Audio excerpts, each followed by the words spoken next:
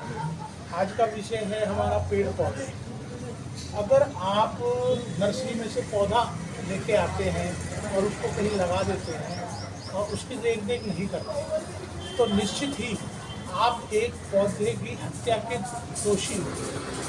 आप नर्सरी से पौधा लाने से पहले ये अच्छी तरह समझ लें कि अगर आप कोई पौधा लाएंगे तो उस पौधे को आप रेख देख करेंगे, उसकी पालन पोषण करेंगे, उसको प्रॉपर तरीके से खाद पानी सारी चीज़ें मुहैया कराएंगे। ये सारी चीज़ें जो है देखने समझने के बाद ही पौधे रोपण करने चाहिए, क्योंकि नर्सरी में उनको प्रॉपर तरीके से खाद पानी सारी चीज़ें मिलती हैं। तो बाहर लगने के बाद अगर आपने घर में या कहीं ग्राउंड में या कहीं कोई पौधा लगाया है तो उसको प्रॉपर तरीके से खाद और पानी देना आपका दायित्व बनता है। आपने एक ताज़ा रिसर्च हुआ है, उसमें आपने पढ़िएगा तो उसमें क्लियर हुई है ये चीज़ें कि पौधे भी जो है अगर हम पौधे को लगा दें और उसमें पानी ना लगाएं तो वो पौधा भी, जैसे ये पत्तियां सूख गई हैं तो पत्तियां जब सूखती है इनको नुकसान होता है तो पौधा भी तकलीफ में आता है, पौधे भी आपस में बातें करते हैं। साइंटिस्टों के रिसर्च के आधार पर जो जानकारियाँ मिलती हैं, एक ताज़ा सर्वे हुआ है, रिसर्च हुआ है, उस रिसर्च में साइंटिस्टों ने क्लियर किया है कि पौधे भी आपस में बातें करते हैं और पौधे को जब समय अनुसार, तय समय अनुसार जो उसको पानी मिलना चाहिए वो नहीं मिलेगा तो वो चीखेगा। उस चीख को हम लोग नहीं समझ पाते, हम नहीं सुन पाते, लेकिन जैसे गिलहरी हुई, चिड़िया हुई, चींटियाँ हुई और ये पक्षी जो हुए,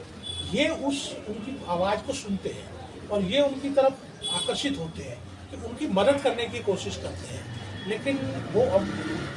नेचुरल बात है कि वो पानी तो उस पर नहीं डाल सकते, लेकिन उसकी तरफ आकर्षित होते हैं। जैसे हम इंसान एक दूसरे के कोई तकलीफ में होता है तो उसकी तरफ हम जाते हैं, पूछते हैं, तो ऐसे ही ये भी इनसे हालचाल पूछते हैं। तो जैसे ही ये पौधे हैं दोनों, अगर इस पौधे में पानी की कमी हुई और ये पौधा चिल्लाने लगा, चीखने लगा, तो ये पौधा इसकी तरफ झुक जाएगा, इसके दुख में सहयोगी बन जाएगा, इसकी समस्या को सुनेगा, समाधान करने का प्रयास करेगा जो भी पॉसिबल होगा। ऐसे ही इसी प्रकार के जो चिड़िया,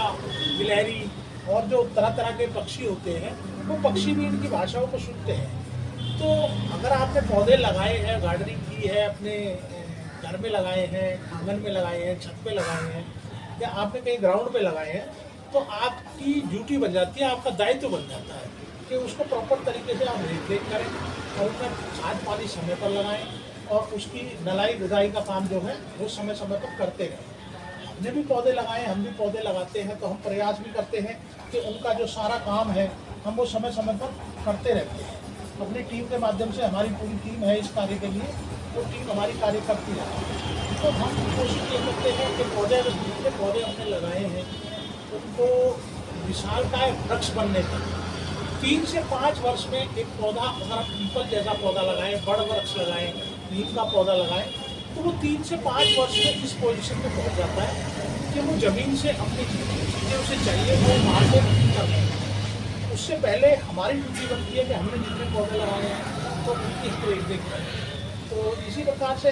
हम भी कोशिश करते हैं और आपसे भी निवेदन है कि कोशिश कीजिए और पेड़ पौधों को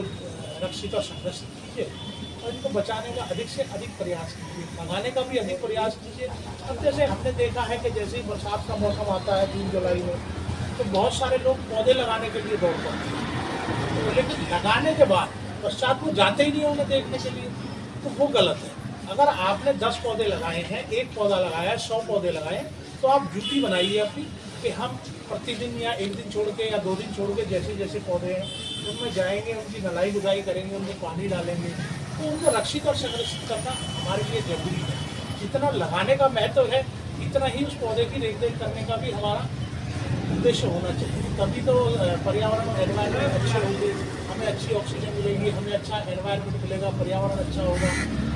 बस यही है, सारी चीज़ों में ध्यान रखना चाहिए।